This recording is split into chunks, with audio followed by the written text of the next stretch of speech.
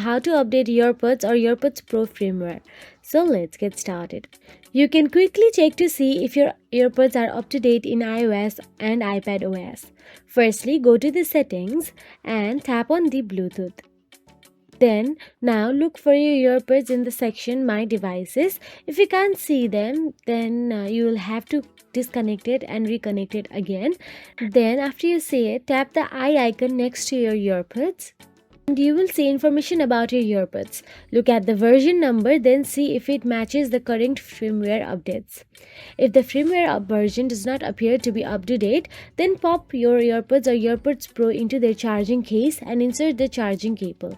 In the case of AirPods Max, you just need to insert the charging cable, and after you insert the other end of the cable into a power socket, simply bring your AirPods close to your iPhone or iPad and the firmware should update. So that is it. If you found this video helpful, please like, share and subscribe, and thank you so much for watching.